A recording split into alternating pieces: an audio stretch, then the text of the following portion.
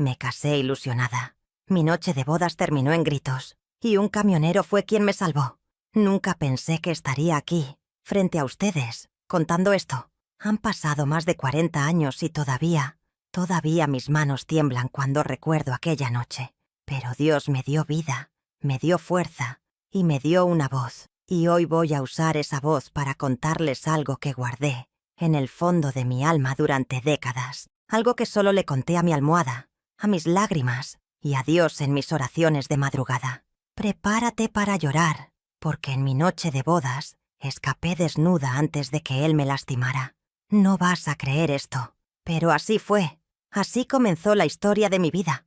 No con arroz y pétalos de flores, no con besos y promesas de amor eterno, sino con gritos, con miedo, con una carretera oscura y un camionero desconocido que apareció como ángel del cielo cuando yo ya no tenía a nadie más. Soy la abuela Rosario. Tengo 73 años. Vivo en una casita pequeña con un jardín lleno de geranios rojos. Y cada mañana cuando me siento en mi mecedora a tomar el café, pienso en aquella muchacha que fui. Aquella muchacha de 19 años que se puso el vestido blanco creyendo que el mundo era como en las canciones de José José.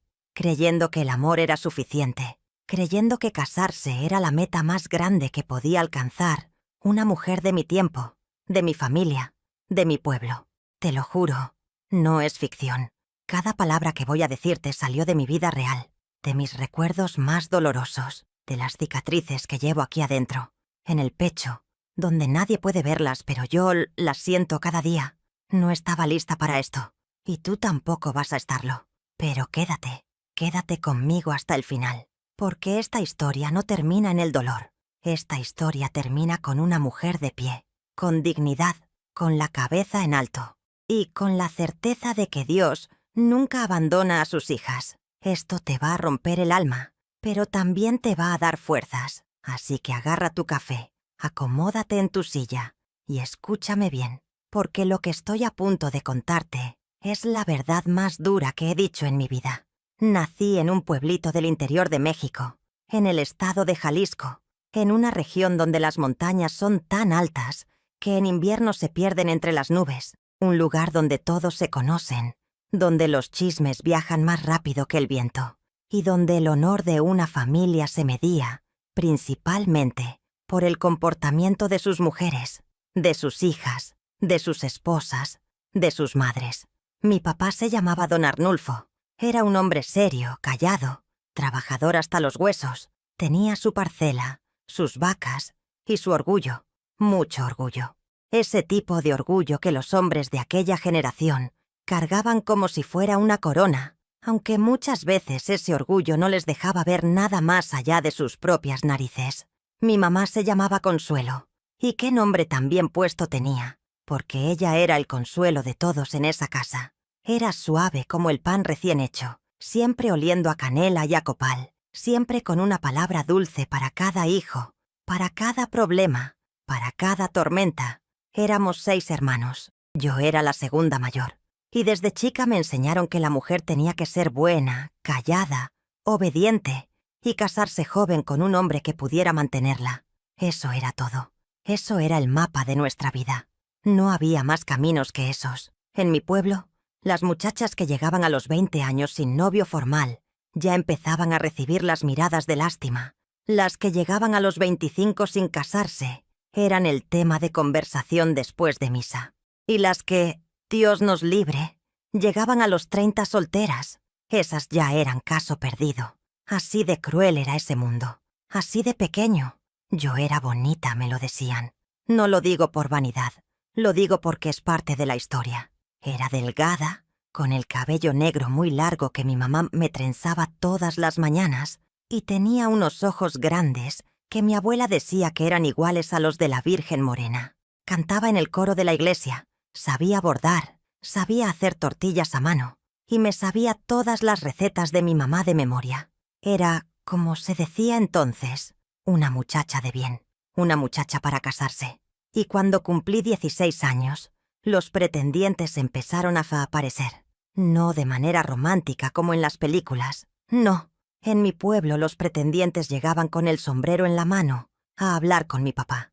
Llegaban a negociar, casi, a presentar sus credenciales como si fueran a pedir trabajo, y mi papá los evaluaba, los escuchaba, y después nos decía a nosotras si el muchacho era conveniente o no. Conocí a Gumaro cuando yo tenía 17 años y él tenía 25.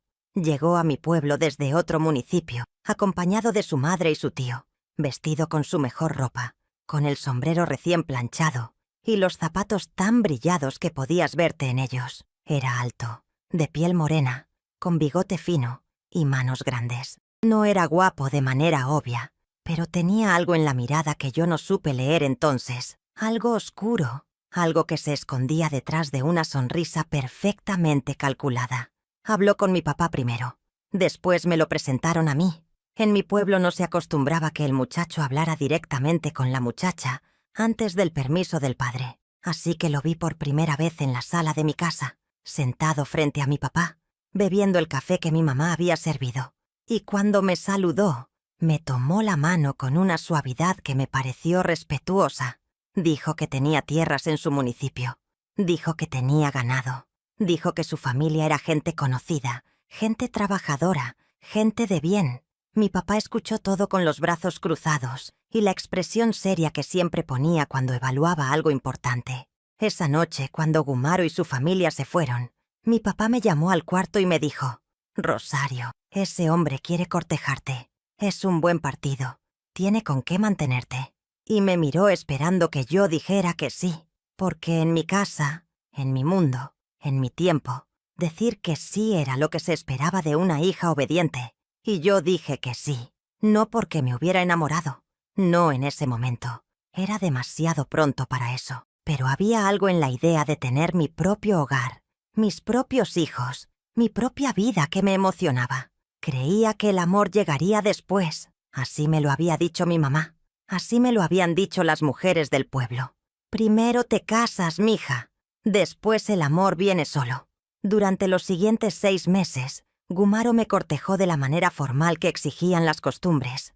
Venía los domingos, se sentaba en la sala con mi papá y mi mamá presentes, y hablábamos de cosas generales, del clima, del campo, de las cosechas, nunca solos, siempre bajo los ojos de alguien, nunca una mano tomada sin permiso, nunca un momento de verdadera intimidad. ¿Cómo ibas a conocer a alguien así? Era imposible. Era una pantomima perfectamente ensayada. Yo mostraba mi mejor versión, él mostraba la suya, y los dos estábamos actuando para una audiencia que decidía nuestro destino. Pero había momentos pequeños que me inquietaban y que yo, en mi ingenuidad, decidí ignorar. Una vez, su madre le dijo algo en voz baja que yo no escuché, y él la miró con una expresión tan fría, tan distante, que por un segundo no reconocí al hombre que 5 minutos antes me había sonreído con tanta dulzura. Otro día, mi hermana Lupita, que tenía 14 años y era más perspicaz que yo, me dijo en la cocina: «Rosario, a mí ese hombre no me gusta. Tiene los ojos de quien guarda secretos». Y yo le regañé. Le dije que no dijera tonterías, que Gumaro era un buen hombre. Ah, Lupita, si solo la hubiera escuchado. Cuando cumplí 18 años, Gumaro le pidió formalmente mi mano a mi papá. Llegó con flores, con un anillo sencillo de plata que me pusieron en el dedo en medio de los aplausos de la familia, y mi mamá lloró de emoción. Yo también lloré. Creía que era de alegría. Ahora sé que era algo más, algo que mi cuerpo sabía y que mi mente se negaba a reconocer. Los preparativos de la boda tomaron casi un año. En mi pueblo, una boda era un acontecimiento social de primera magnitud. Se preparaba la comida para semanas, se cosía el vestido a mano, se mandaban las invitaciones a familiares que vivían en otros estados, en otras ciudades. Era una producción enorme que involucraba a toda la familia. Y en medio de ese torbellino de preparativos, yo fui perdiendo de vista la pregunta más importante que debería haberme hecho. ¿Lo amaba? ¿Lo conocía de verdad? Pero nadie me hacía esas preguntas. Nadie me preguntaba cómo me sentía. La pregunta relevante era si el vestido quedaba bien, si habíamos encargado suficientes cojinillos para el arroz, si el mariachi llegaría a tiempo. La pregunta relevante era cómo quedaría la boda ante los ojos del pueblo. La noche antes de casarme, mi mamá entró a mi cuarto cuando yo ya estaba en la cama, se sentó a mi lado, me tomó la mano y me habló en voz muy baja, como si lo que iba a decirme fuera un secreto que el mundo no debía escuchar. Me habló de lo que pasaría esa noche, de lo que se esperaba de mí como esposa. Me habló con mucho cuidado, con mucho pudor, usando palabras vagas y metáforas que a mí me dejaron más confundida que informada. Pero la esencia del mensaje era clara. Tienes que obedecer a tu marido. Tienes que ser buena esposa. Tienes que aguantar lo que venga. Aguantar. Esa palabra. ¿Qué palabra tan pesada para ponerle en los hombros a una muchacha de 19 años? Me dormí aquella noche con el estómago apretado. No de emoción, de miedo. Un miedo que no sabía nombrar porque nadie me había dado las palabras para hacerlo. El día de mi boda amaneció soleado y hermoso, como si el cielo quisiera mentirme también. Me despertaron mis hermanas temprano, me bañaron con agua de rosas, me peinaron con flores en el cabello. Mi vestido era blanco, largo, con encaje en el cuello y en las mangas. Mi mamá lo había cosido durante meses. Era precioso. Era el vestido más bonito que había tenido en mi vida. Me miré en el espejo cuando estuvo todo listo y no me reconocí. La muchacha que me devolvía la mirada parecía mayor, parecía seria. Tenía los ojos de alguien que ya sabía que algo importante estaba a punto de cambiar para siempre, pero no sabía exactamente qué. La iglesia estaba llena. Había flores por todas partes. El padre Guadalberto ofició la misa con su voz grave y solemne, que siempre ponía un poco de temor en el corazón. Cuando Gumaro me tomó la mano frente al altar, sus dedos estaban fríos. Lo noté. ¡Qué cosa tan rara!, pensé. Un hombre nervioso suda. Un hombre nervioso tiene las manos calientes, pero las suyas estaban frías como piedra. Repetí mis votos con voz firme porque me habían enseñado a ser valiente. En la prosperidad y en la adversidad, en la salud y en la enfermedad, palabras que me tragué enteras sin saber todavía lo que significaban de verdad, sin saber que la adversidad y la enfermedad estaban esperándome esa misma noche. La fiesta fue larga y ruidosa, y llena de comida y música. Bailamos hasta que los pies me dolieron. Mi papá bailó conmigo una pieza, y vi que tenía los ojos brillosos, aunque hizo su mejor esfuerzo para que nadie lo notara. Mi mamá no paró de abrazar a todo el mundo. Mis hermanas correteaban entre las mesas, robando bocadillos. Era una fiesta hermosa, de esas que la gente del pueblo recordaría por años, pero yo estaba ahí y no estaba. Era como si una parte de mí estuviera viendo todo desde afuera, desde lejos, flotando sobre aquella explanada llena de luces y música y risas, preguntándome qué era lo que en realidad estaba celebrando. Gumaro tomó poco. Lo noté. Rechazó el tequila varias veces, lo cual me pareció extraño porque en mi pueblo los hombres bebían en las fiestas. Era parte del ritual. Pero él se mantuvo sobrio, serio debajo de la sonrisa de ocasión. Y cada vez que yo lo miraba a los ojos, intentando encontrar algo, encontraba esa misma pared opaca que había visto otras veces y que siempre decidía ignorar. Hacia las 11 de la noche, nos despedimos de los invitados entre aplausos y gritos de celebración.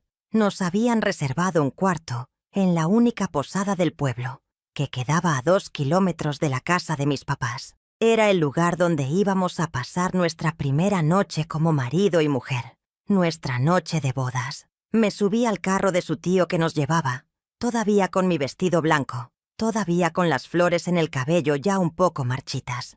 Gumaro iba sentado a mi lado, pero no me tomó la mano, no me dijo nada. Miraba por la ventana con esa expresión que yo ya empezaba a reconocer como suya, ausente, lejana, como si estuviera pensando en algo que yo no tenía permitido conocer. La posada era sencilla pero limpia. El cuarto tenía una cama grande con cobija de lana bordada, una ventana con cortinas de encaje y una mesita con una jarra de agua y 2 vasos. Sobre la mesita, alguien había dejado una vela encendida y algunas flores, un intento de romanticismo que en otro contexto habría sido bonito. El tío de Gumaro nos dejó en la puerta con un abrazo y una palmada en la espalda para él, y yo entré al cuarto con el corazón golpeándome el pecho con tanta fuerza que me parecía que se escuchaba. Y ahí empezó todo. Gumaro entró detrás de mí, cerró la puerta con llave, y se quedó parado en medio del cuarto mirándome.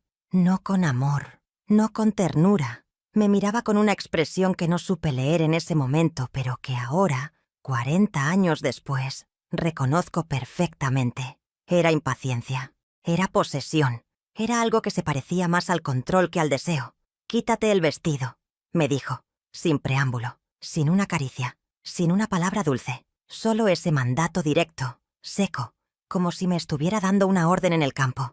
Yo me quedé paralizada. No era que no supiera lo que iba a pasar esa noche. Era la manera, era el tono. Era que en ningún momento de los 6 meses que lo había tratado de conocer, este hombre había mostrado la más mínima calidez o ternura, y yo seguía esperando que apareciera, que surgiera de algún lugar escondido en su interior. «¿Escuchaste lo que te dije?», repitió, y esta vez el tono había cambiado. Había algo más en él, algo que me erizó la piel de una manera que no era precisamente romanticismo. Me acerqué a la silla que estaba en la esquina del cuarto, donde habíamos dejado mi bolsa, y empecé a buscar algo, no sé bien qué, quizás tiempo, quizás valor, quizás una excusa para no estar ahí. Y fue entonces que Gumaro cruzó el cuarto en 3 pasos y me agarró del brazo. No suavemente, no con ternura. Me agarró del brazo como se agarra una cosa, como se toma algo que te pertenece. «Te pregunté algo», dijo, y su cara estaba muy cerca de la mía, y en sus ojos no había amor. Nunca había habido amor. Lo vi en ese momento con una claridad que me golpeó como balde de agua fría. Esta persona nunca me había amado. Nunca había fingido amarme más allá de lo necesario para cumplir con el ritual. Yo era para él exactamente lo que mi pueblo me había dicho que era para cualquier hombre. Una esposa, una posesión, una función. «Por favor», le dije, y mi voz salió pequeña, asustada. «Déjame un momento». «¿Para qué?», preguntó, y su mano apretó más mi brazo. «Ya eres mi mujer. Ya no hay para qué esperar nada». Y ahí estaba la palabra. Mujer, suya, como si casarse me hubiera convertido en algo que él podía tomar cuando quisiera, como quisiera, sin preguntarme nada. Hubo un forcejeo. No voy a darles todos los detalles porque hay cosas que el cuerpo recuerda y que el alma prefiere no revivir completamente. Pero les diré que en un momento, en medio de aquel cuarto de la posada con la vela todavía encendida y las flores marchitándose sobre la mesa, algo en mí tomó una decisión que mi cuerpo tomó antes que mi mente. Huir. No lo planeé, no lo pensé. Fue instinto puro, el mismo instinto que tienen los animales cuando sienten el peligro cerca. Cuando Gumaro se distrajo un segundo, cuando soltó mi brazo para hacer algo que ya no recuerdo bien, yo abrí la puerta del cuarto. La había dejado destrancada sin que él lo notara cuando me acerqué a la silla, y salí corriendo, con mi vestido de novia, con las flores todavía en el cabello, descalza porque me había quitado los zapatos al entrar al cuarto. Salí corriendo por el pasillo de la posada, bajé las escaleras, crucé el patio de piedra donde unos gallos ya dormían en su percha, y salí a la calle. Era medianoche en un pueblo que dormía. No había nadie. Las calles estaban oscuras, apenas iluminadas por los faroles de sodio que parpadeaban de vez en cuando. El suelo de tierra y grava me lastimaba los pies, pero yo no sentía nada. Solo sentía el aire en la cara y el terror puro y el impulso de alejarme lo más posible de aquel cuarto, de aquel hombre, de aquella puerta cerrada con llave. Escuché que Gumaro gritaba algo desde la ventana del cuarto. Su voz rasgó el silencio de la noche como un cuchillo. Gritos de furia, de incredulidad, de un hombre que no podía creer que lo que consideraba suyo se le estaba escapando de las manos. Yo corrí más rápido. No supe hacia dónde iba. No había un plan, solo había una dirección. Lejos, alejarse, poner distancia entre ese cuarto y yo. Tomé la carretera que salía del pueblo porque era la única calle larga y recta que veía, y corrí por ella sin parar, sin mirar atrás, con el vestido blanco volando alrededor de mis piernas, como las alas de un pájaro desesperado. Corrí quizás 10 minutos, quizás 15. El tiempo se distorsionó esa noche de una manera que todavía no puedo explicar bien. Solo sé que en algún punto mis piernas dejaron de responder. Me detuve al lado de la carretera, doblada, jadeando, con los pies lastimados y el corazón a punto de salirse del pecho. Y ahí fue cuando la realidad me golpeó de frente con toda su fuerza. Estaba sola en una carretera oscura, a medianoche, en vestido de novia, sin zapatos, sin dinero, sin nada. No podía ir a casa de mis papás porque Gumaro sería el primero en buscarme ahí. No podía llamar a nadie porque no había teléfonos en esa época en la calle. No había celulares. No había nada. Y entonces empecé a temblar.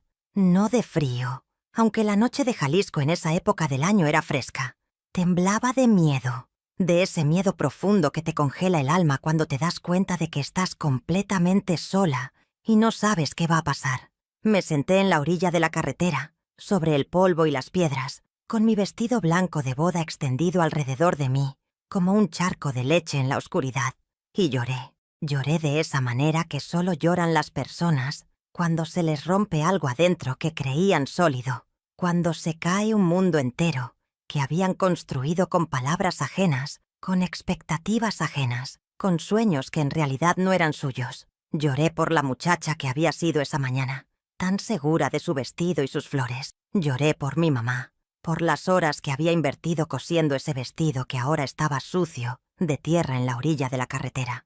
Lloré por mi papá y por su orgullo, pensando en lo que iba a decirle cuando supiera que su hija había huido de su noche de bodas. Lloré por mí misma, por no haberme preguntado las preguntas correctas, por haberle hecho caso al mundo, en lugar de hacerle caso a ese nudo que siempre tuve en el estómago cuando estaba cerca de Gumaro. ¿Cuánto tiempo estuve sentada ahí, llorando en la oscuridad de esa carretera?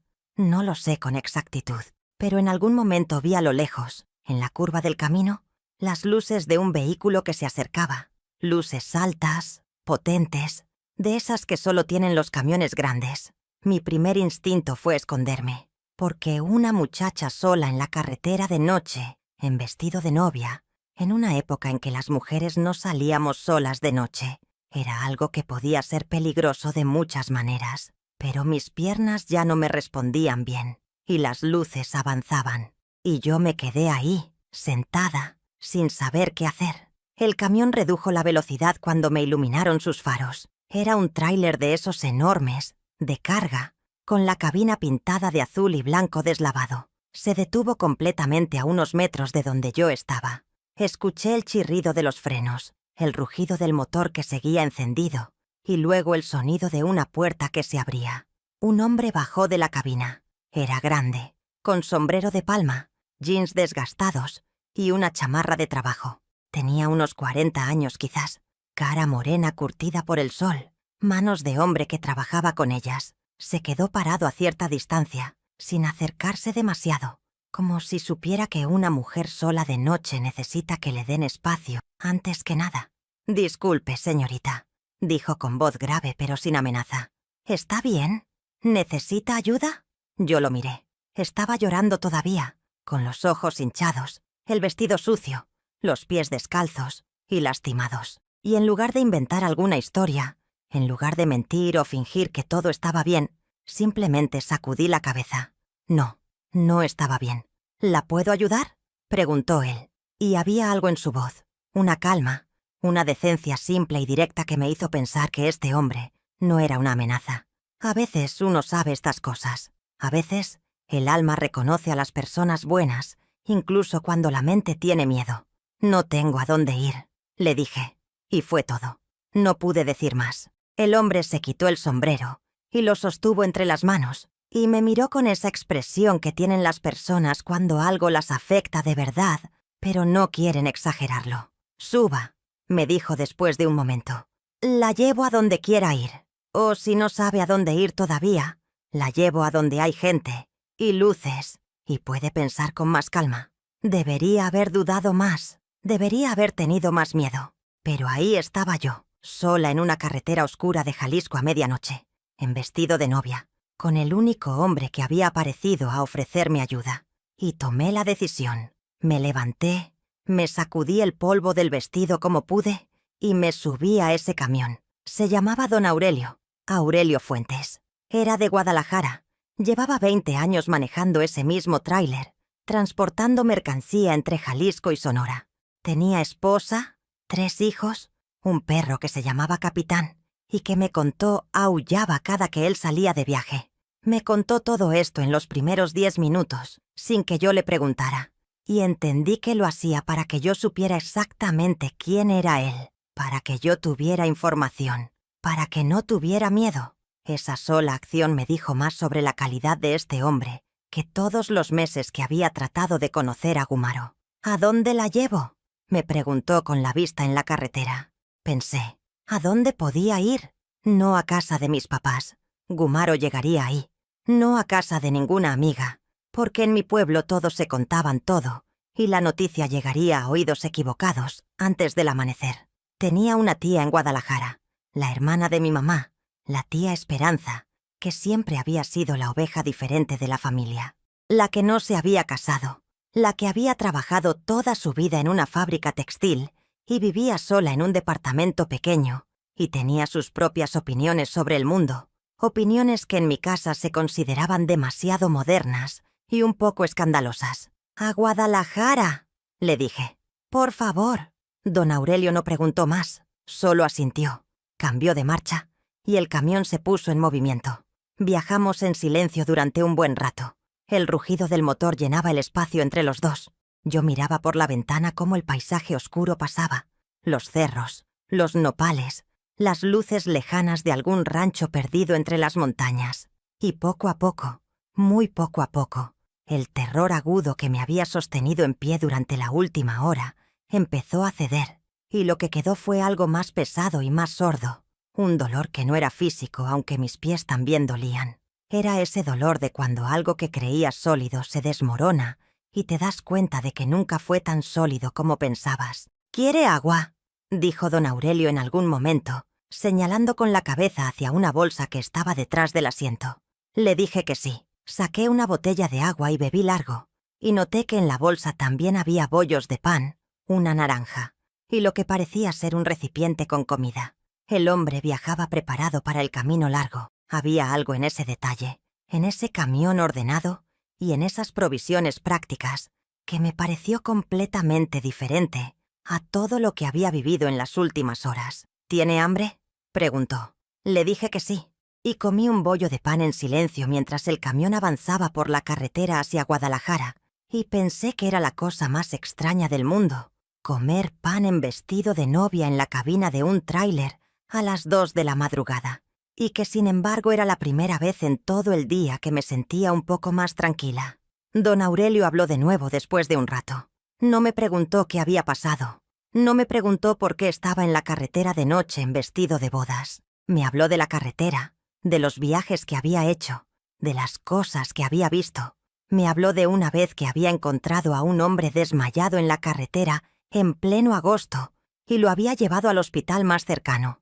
Me habló de las estrellas sobre Sonora, que eran tan claras que de noche podías leer con ellas.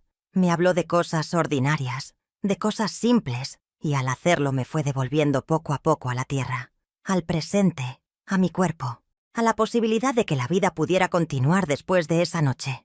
En algún momento, cuando llevábamos quizás 1 hora de camino, le dije, «Me fui de mi noche de bodas». Él no respondió de inmediato. Siguió mirando la carretera. Luego dijo, «Hizo bien, solo eso, hizo bien, sin preguntas, sin juicios, sin consejos que yo no había pedido. Solo ese reconocimiento simple y directo de que lo que yo había hecho era válido». Y esas 2 palabras me hicieron llorar otra vez, pero diferente, un llanto más suave, más hondo, de esos que sueltan algo que estabas cargando sin saber. Llegamos a Guadalajara cuando estaba amaneciendo. El cielo empezaba a volverse de ese color lavanda claro que tiene antes de que llegue el naranja del sol. Don Aurelio me preguntó la dirección de la tía Esperanza y yo le dije el barrio aproximado, porque no me sabía la dirección exacta de memoria. Paramos en una tienda que estaba abriendo donde había un teléfono público y yo llamé a la tía Esperanza, que contestó con voz ronca de sueño y que cuando escuchó mi voz se despertó de golpe. «Rosario, ¿dónde estás? ¿Estás bien?», fueron sus primeras palabras. «No, ¿qué pasó? No, ¿cómo que te fuiste de la boda? ¿Solo estás bien?». Y eso también me hizo llorar. Le di el teléfono a don Aurelio para que le explicara dónde estábamos, y la tía Esperanza fue diciéndonos cómo llegar a su departamento, que resultó estar a 20 minutos de donde habíamos parado. Cuando llegamos, la tía Esperanza ya estaba en la puerta, envuelta en una bata de baño floreada, con el cabello entre canos suelto y los ojos todavía hinchados de sueño, pero con una expresión de determinación total en la cara. Me miró de arriba abajo, con el vestido sucio y los pies lastimados y los ojos hinchados de llorar, y no dijo nada, solo abrió los brazos. Me abracé a mi tía Esperanza en la puerta de su departamento de Guadalajara, mientras el cielo se terminaba de aclarar y don Aurelio esperaba en su camión, y lloré de una manera que no había llorado en toda la noche. Un llanto total, sin vergüenza, sin contención, el llanto de quien finalmente está en un lugar seguro y puede derrumbarse. Don Aurelio esperó hasta que la tía lo invitó a pasar a tomar café, que él aceptó con sombrero en mano y la misma dignidad callada que había tenido toda la noche. Tomó su café de pie en la cocina. No quiso sentarse. Dijo que tenía que seguir camino, que su cargamento llegaba tarde si no se iba ya. La tía Esperanza le ofreció dinero, y él lo rechazó. Le ofreció comida para el camino, y eso sí lo aceptó. Y antes de irse, ya en la puerta, me miró y dijo: «Cuídese, señorita. La vida es larga y esto que le pasó hoy no es el final. Es el principio de otra cosa, mejor cosa». Y se fue. Don Aurelio Fuentes se subió a su camión azul y blanco y desapareció por la calle de ese barrio de Guadalajara mientras el sol empezaba a salir, y yo nunca lo volví a ver en mi vida. Pero tampoco lo olvidé nunca. Los días que siguieron fueron los más difíciles que había vivido hasta entonces. La tía Esperanza me prestó ropa, un vestido sencillo de algodón azul que olía a jabón de lavanda y que me quedaba un poco grande, pero que en ese momento me pareció la prenda más cómoda del mundo. Me curó los pies con mercurocromo que ardía como el infierno, pero ella lo aplicaba con manos tan gentiles que uno casi agradecía el ardor. Me preparó sopa de fideos con caldo de pollo, esa que sabe a hogar aunque no sea tu hogar, y me dejó dormir todo el día primero, sin preguntarme nada, sin exigirme nada, dejándome simplemente existir en ese espacio seguro que era su departamento pequeño y ordenado, con sus cortinas de flores descoloridas y sus macetas de helechos en la ventana. Al segundo día, cuando ya me había bañado con agua caliente, un lujo que en mi pueblo no siempre teníamos, y había comido un poco más, me senté con ella en la mesa de su cocina, esa mesa de formica con mantel de plástico transparente. Le conté todo, todo, desde la primera vez que vi a Gumaro, pasando por cada mirada que me inquietó, cada silencio extraño, hasta esa noche en el cuarto de la posada, donde sentí que mi vida podía terminar antes de empezar. La tía Esperanza escuchó todo sin interrumpirme, con las manos alrededor de su taza de café, mirándome con unos ojos que no juzgaban sino que entendían, que habían visto cosas similares, que sabían exactamente de qué clase de mundo estábamos hablando. Cuando terminé de hablar, ella se quedó un momento en silencio, removiendo el café aunque ya no tenía azúcar. Luego dijo: «Rosario, lo que hiciste esa noche fue lo más valiente que ha hecho cualquier mujer en esta familia desde que tengo memoria». Yo la miré sin entender bien. «Las mujeres de nuestra familia», continuó ella, «aprendemos a aguantar. Nos lo enseñan desde chicas. Aguanta, soporta, calla, sonríe. Y la mayoría lo hace. Se queda. Y aguanta cosas que no debería aguantar nunca nadie. Tú te fuiste corriendo por esa carretera descalza, en tu vestido de novia. Y eso, mija, eso es valentía. Aunque nadie en el pueblo lo vea así». Esas palabras se me quedaron grabadas. Las cargo hasta hoy, porque la tía Esperanza no solo me dio refugio, me dio permiso de sentir que no estaba loca, que no estaba pecando, que no estaba rompiendo la familia. Me dio el primer espejo donde me vi como una mujer con derecho a elegir. Pero la realidad era que había un mundo ahí afuera que no iba a ver las cosas como la tía Esperanza. En mi pueblo, lo que yo había hecho era una vergüenza pública de proporciones inmensas. Una novia que huye en su noche de bodas. Una hija que abandona a su marido. Una mujer que no cumple con su deber. Los chismes ya debían estar volando como aves de rapiña. La Rosario se volvió loca. Seguro tenía otro. Pobre Gumaro. Qué vergüenza le hizo pasar. Mi papá llegó a Guadalajara al tercer día. Alguien le había dicho a alguien que le había dicho a alguien que yo estaba en casa de la tía Esperanza, y don Arnulfo se presentó con su sombrero bien puesto, su cara de piedra, y su orgullo lastimado golpeando la puerta del departamento, como si fuera a derribarla. La tía Esperanza le abrió. Yo estaba sentada en la sala, con el corazón latiéndome en la garganta, y escuché la conversación desde ahí. Mi papá quería llevarme de regreso.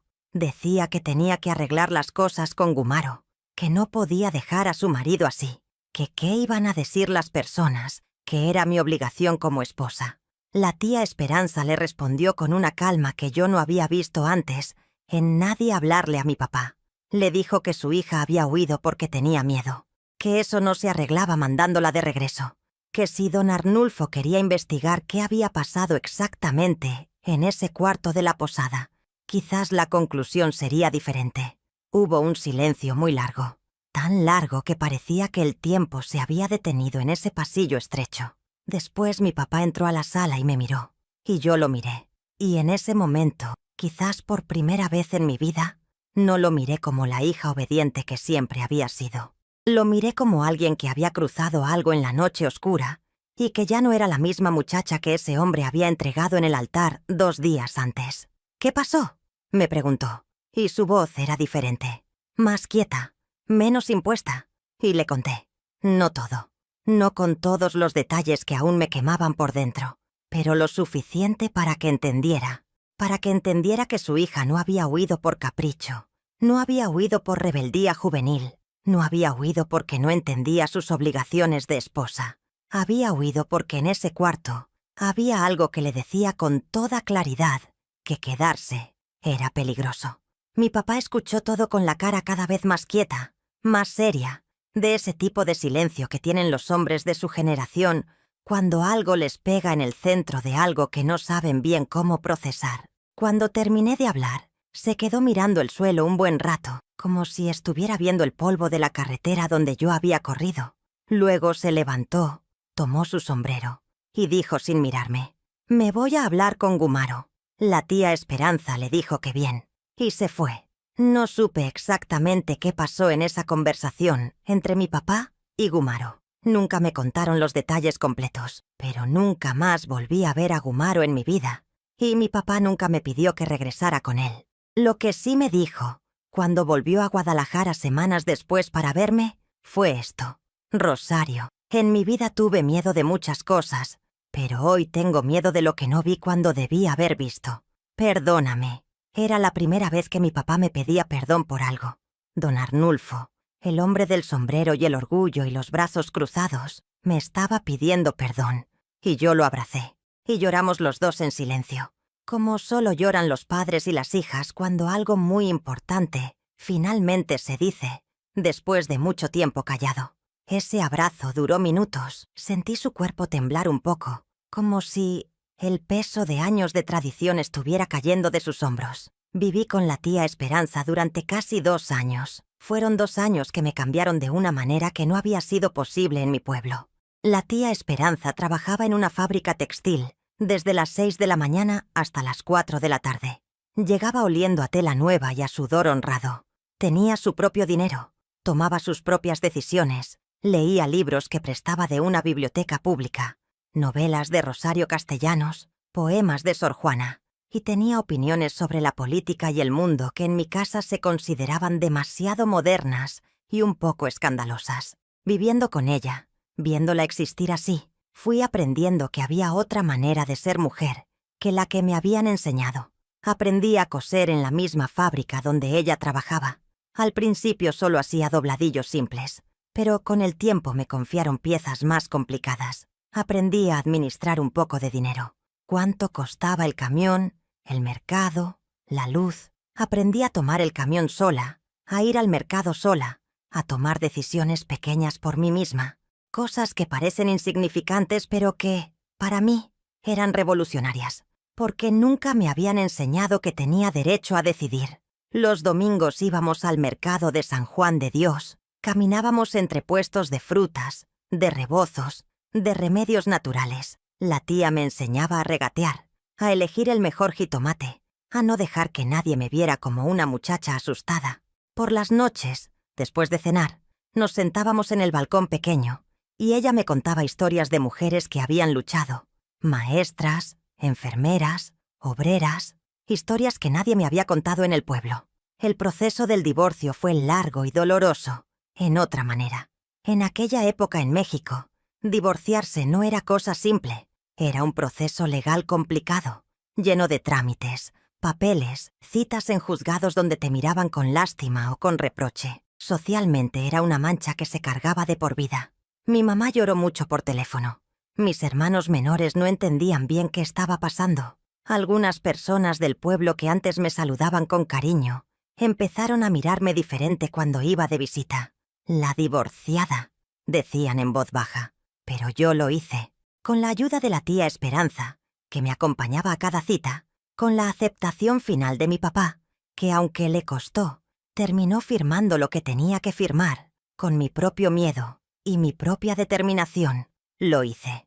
Un año después de esa noche en la carretera, Rosario Medina Gutiérrez ya no era la esposa de nadie, era solo Rosario, y estaba aprendiendo qué significaba eso. No fue fácil, no voy a mentirles y decirles que todo fue bonito, y que de un día para otro me sentí libre y feliz. Hubo noches muy oscuras, noches en que me despertaba sudando, recordando el sonido de la llave girando en la puerta de la posada, noches en que me preguntaba si había tomado la decisión correcta, si el camino que había elegido valía la soledad que a veces sentía como un hueco en el pecho, si no hubiera sido más fácil simplemente quedarme, como se habían quedado tantas mujeres antes que yo, mujeres que sonreían en las fotos familiares pero que tenían la mirada apagada. Hubo momentos en que extrañaba no a Gumaro, porque nunca lo amé de verdad, sino la versión de la vida que ese matrimonio representaba, la versión sencilla, clara, preestablecida, el guión conocido, la certeza falsa de saber exactamente qué ibas a ser y qué ibas a hacer por el resto de tu vida. Esposa, madre, dueña de casa. Extrañaba la aprobación del pueblo, las miradas de respeto cuando una mujer caminaba del brazo de su marido. Pero también hubo algo más. Fue creciendo despacio, como crecen las plantas cuando las trasplas a una tierra mejor. Fue creciendo una sensación nueva que al principio no supe bien cómo llamar. Después entendí que era exactamente eso. Libertad. La libertad pequeña, cotidiana, de decidir qué ponerte en la mañana sin preguntarle permiso a nadie, de elegir qué comer, de salir o no salir, de tener un pensamiento y no callarlo por miedo a que alguien dijera que eras rebelde, cosas que la mayoría de las personas dan por sentadas. Para mí eran nuevas, para mí eran preciosas. Cada vez que tomaba el camión sola y pagaba mi boleto, sentía que estaba construyendo algo mío. A los 22 años conocí a Bernardo. No lo conocí en mi pueblo. No lo conocí a través de mi familia. No lo conocí porque alguien fuera a hablar con mi papá. Lo conocí en la fábrica, un día que vino a entregar unos materiales, y se tropezó con una caja que había en el pasillo y tiró todo al suelo. Rollos de tela, botones, tijeras. Yo que pasaba por ahí me agaché a ayudarlo a recoger las cosas. Y cuando los dos levantamos la cabeza al mismo tiempo y nos vimos, los dos nos reímos. No porque fuera gracioso, exactamente, sino porque hay encuentros que desde el principio tienen una ligereza que uno no esperaba. Una risa compartida que rompe el hielo mejor que cualquier palabra. Bernardo era maestro de primaria. Tenía 26 años. Era de Jalisco también, pero de otro pueblo más al norte. Y había llegado a Guadalajara para estudiar magisterio, y después había decidido quedarse. Era de esa clase de hombres que escuchan cuando uno habla. No fingen escuchar mientras piensan en otra cosa. Escuchan de verdad, con los ojos, con el cuerpo, con la atención completa. La primera vez que me preguntó algo sobre mí misma, me tomó desprevenida. Estábamos en la fonda de la esquina de la fábrica comiendo tacos de canasta, los de chicharrón que todavía me hacen agua la boca, y me preguntó qué me gustaba hacer, no qué sabía hacer, no qué podía hacer para la casa, qué me gustaba. Me quedé pensando más tiempo del que era necesario para una pregunta tan sencilla, porque nadie me lo había preguntado antes de esa manera. Cantar. le dije finalmente, casi en un susurro. Me gusta cantar. Y él sonrió y dijo que ojalá algún día pudiera escucharme. No como un cumplido vacío. Lo dijo como si de verdad quisiera oír mi voz. Le conté lo de Gumaro antes de que nuestra amistad se convirtiera en otra cosa. Se lo conté una tarde en el parque, sentados en una banca bajo un árbol de jacaranda. Sentí que tenía que hacerlo, porque no quería construir nada sobre un silencio, y porque una parte de mí todavía creía que cuando los hombres supieran que era divorciada, iban a salir corriendo o a mirarme diferente, como si llevara una marca. Bernardo no salió corriendo. No me miró diferente. Me escuchó todo, sin interrumpir, y cuando terminé de hablar, me tomó la mano con suavidad. La primera vez que un hombre me tocaba, sin que yo sintiera miedo. Y me dijo, lo que hiciste esa noche en la carretera fue lo más valiente que me han contado en mucho tiempo. Casi las mismas palabras de la tía Esperanza. Y eso me dijo algo importante, que había hombres buenos, hombres que valoraban la valentía en una mujer, en lugar de castigarla. Nos hicimos novios despacio. Paseos por el centro, helados de garrafa, conversaciones hasta tarde. Me presentó a sus amigos maestros, gente que hablaba de libros y de educación. Me llevó a oír mariachi, pero no para presumirme, sino porque sabía que me gustaba la música. Y yo le canté por primera vez una canción de Lola Beltrán en su departamento pequeño, con la voz todavía temblorosa de vergüenza. Él cerró los ojos y sonrió todo el tiempo. Nos casamos 2 años después, no con una boda de pueblo, no con mariachi contratado por horas, ni con vestido largo ni con el ritual de los 6 meses de visitas dominicales. Nos casamos en el juzgado un martes por la mañana, con la tía Esperanza y un amigo de Bernardo como testigos. Yo llevaba un vestido sencillo color crema que me cosí yo misma. Después fuimos a comer birria en un restaurante del centro que a los dos nos gustaba mucho, con tortillas recién hechas y salsa que picaba rico. Eso fue nuestra boda. Sencilla, limpia, nuestra, sin teatro, sin miedo. Tuvimos 3 hijos. Rafael, el mayor, que ahora es ingeniero en Monterrey y tiene una familia hermosa. Graciela, que es enfermera, y tiene 2 hijos preciosos que me llaman Abue Rosy y me llenan de besos babosos. Y el pequeño, Ernesto, que se dedica a la música, toca guitarra y compone, lo cual me llena de un orgullo específico y especial que no sé cómo describir bien. Verlo en un escenario me recuerda que yo también cantaba y que esa parte de mí no se perdió. Bernardo y yo estuvimos juntos 41 años. 41 años de una vida que no fue perfecta, porque ninguna vida lo es. Hubo dificultades económicas, épocas en que contábamos las monedas para llegar a fin de mes. Hubo enfermedades. Yo tuve una operación de vesícula que me tuvo en cama semanas. Hubo pérdidas. El papá de Bernardo falleció joven. Hubo momentos de duda y de miedo, y de preguntarse si se estaban haciendo las cosas bien. Pero fue honesta y buena, y llena de cosas que yo nunca habría tenido si no hubiera salido corriendo descalza por esa carretera de Jalisco, en mi vestido de novia. Bernardo me apoyó cuando quise volver a cantar en un coro de la parroquia. Me animó a estudiar costura profesional. Me escuchaba cuando yo le contaba mis sueños, aunque fueran pequeños, y yo lo apoyé a él cuando decidió abrir una pequeña escuela particular con otros maestros. Construimos una casa poco a poco, con ladrillos que comprábamos mes a mes. Criamos a nuestros hijos con valores, pero sin el peso de las tradiciones que asfixian. Bernardo murió hace 4 años, de un infarto, rápido, sin sufrimiento, que es como le habría gustado a él. Estaba en el sillón leyendo el periódico y simplemente se fue. Lo lloré como se llora a alguien que era parte de uno mismo, como se llora a la persona con quien construiste un mundo entero. Pero no me quedé sola en mi dolor. Mis hijos estuvieron conmigo, mis nietos estuvieron conmigo. La tía Esperanza, que todavía vive a sus 86 años en ese mismo departamento de Guadalajara, aunque ya no trabaja, estuvo conmigo. Y la vida, que es larga y sorprendente, y no termina donde uno cree que va a terminar, siguió. Hay algo que quiero contarles sobre Gumaro antes de terminar, porque la historia no termina del todo sin ese capítulo. 20 años después de aquella noche, cuando yo ya tenía 40 y algo, y vivía en Guadalajara con Bernardo y mis hijos, supe por mi mamá que Gumaro había vuelto al pueblo, que había tenido 2 matrimonios más después del mío, ambos fallidos, que vivía solo en una casa pequeña y que no tenía muy buena relación con ninguno de sus hijos, que era un hombre amargado y solitario, que bebía más de la cuenta y que la gente ya no lo saludaba con el mismo respeto. No sentí satisfacción cuando me lo contaron.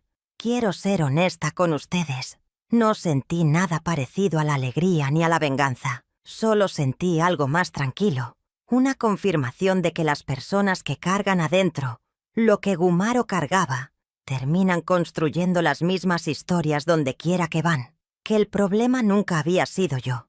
Nunca había sido que yo no era suficiente esposa o suficiente mujer. El problema era de él. Siempre había sido de él.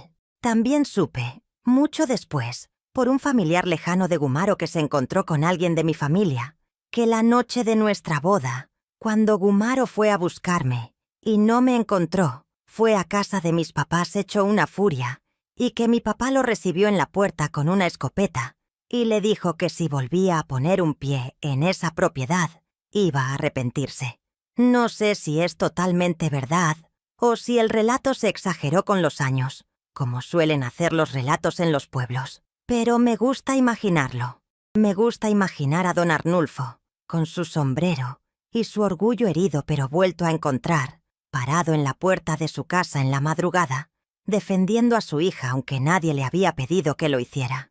Los papás son complicados, el amor de los papás es complicado, pero a veces, cuando llega el momento, ese amor está ahí de maneras que no esperabas. Y don Aurelio, el camionero de sombrero de palma y chamarra de trabajo que me recogió en la carretera en medio de la noche, nunca lo volví a ver, ya les dije. Pero lo busqué, años después, cuando ya existían maneras de buscar a las personas, directorios, llamadas a centrales de camiones. Y no lo encontré. Su nombre no apareció en ningún registro que yo pudiera consultar. Quizás se mudó, quizás murió, quizás simplemente vivió el resto de su vida anónimamente, como había vivido esa noche, haciendo el bien sin aspavientos. Hay personas que pasan por tu vida en el momento exacto en que las necesitas y que después desaparecen, como si su único propósito fuera ese, aparecer cuando más falta hacen. Lo que don Aurelio hizo por mí esa noche no fue solo darme un aventón a Guadalajara. Me dio el tiempo necesario para pasar de la desesperación al pensamiento. Me dio agua y pan y la compañía tranquila de alguien que no me juzgaba y no me pedía nada. Me dio la posibilidad de llegar a la tía Esperanza en lugar de quedarme tirada en esa carretera oscura, donde cualquiera podría haberme encontrado primero. Me salvó. Así de simple. Me salvó. Tengo 73 años y cuando me siento en mi mecedora con mi café de la mañana y pienso en aquella muchacha de 19 años que salió corriendo descalza por una carretera de Jalisco en su vestido de novia, no siento vergüenza. No siento la humillación que el mundo de entonces habría querido que sintiera. Siento orgullo.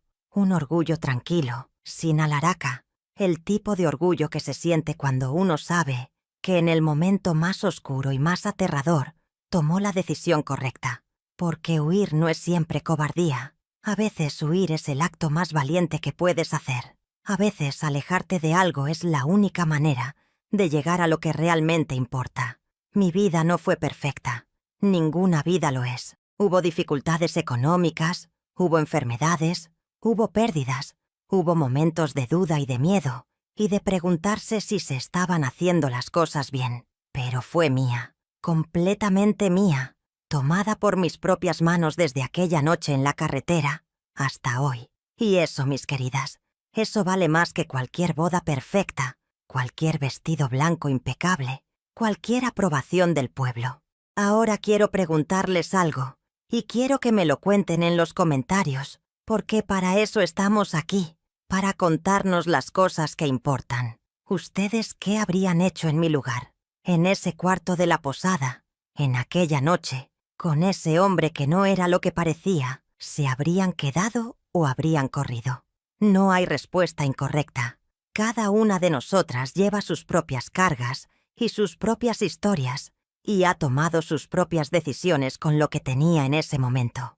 Yo no juzgo a quién se quedó, Sé lo que pesa el mundo encima cuando uno quiere irse. Sé el precio que se paga por salir del guión, el rechazo familiar, las miradas, la soledad inicial. Pero si alguna de ustedes, alguna que me está escuchando ahora mismo, está en ese cuarto metafórico, ese lugar donde siente que algo no está bien y no sabe si tiene derecho a salir corriendo, quiero que escuche esto con atención. Tiene derecho, siempre tiene derecho. El miedo que sientes no está mintiendo. Ese nudo en el estómago que llevas meses ignorando no está mintiendo. Tu cuerpo sabe cosas que tu mente a veces tarda en entender. Escúchalo. Y si algún día tienes que salir corriendo descalza en la noche por una carretera oscura, corre, corre con todo lo que tienes, que la vida larga y buena y verdadera está esperando del otro lado de ese miedo. Yo lo sé. Lo sé con 73 años y 3 hijos y 9 nietos, y el recuerdo de 41 años junto a un hombre bueno, que me preguntó qué me gustaba, y escuchó la respuesta de verdad. Lo sé con los pies que esa noche corrieron sobre el polvo y las piedras de una carretera de Jalisco, y que hoy descansan en las pantuflas más cómodas que he tenido en mi vida, aquí en mi casita con el jardín lleno de geranios rojos. La verdad que me acompaña hasta hoy es esta. La noche más oscura de mi vida fue también la noche en que nació la mujer que soy. Sin esa carretera, sin ese miedo, sin esa decisión tomada en un segundo de instinto puro, no habría llegado a la tía Esperanza, no habría aprendido a existir por mí misma, no habría conocido a Bernardo, no habría tenido a mis hijos, no habría construido la vida que tengo. Me casé ilusionada. Mi noche de bodas terminó en gritos, y un camionero fue quien me salvó. Pero la verdad completa, la verdad que les regalo hoy, es que yo también me salvé a mí misma, porque salir corriendo requirió algo que nadie más podía hacer por mí. Requirió que yo, Rosario Medina Gutiérrez, de 19 años, con flores marchitas en el cabello y el miedo más grande que había sentido en mi vida, decidiera que lo que sentía era real, que el peligro era real y que merecía algo diferente. Esa decisión fue mía, solo mía, y fue la más importante que tomé en toda mi vida. Un abrazo enorme para todas ustedes, para las que se reconocen en esta historia, para las que conocen a alguien que podría reconocerse, y para las que simplemente acompañaron a esta abuela en el recuerdo de una noche que cambió todo. Cuéntame en los comentarios, ¿tú qué habrías hecho? ¿Eres del team quedarse e intentarlo? ¿O del team salir corriendo y no mirar atrás? Y si tienen una historia que quieran compartir, aquí estamos, aquí estoy yo, la abuela Rosario, escuchándolas. Hasta la próxima historia. Un beso muy grande. De Rosario, con todo el cariño que cabe en este corazón que aprendió, tarde pero bien, que latir fuerte no es debilidad, es vida.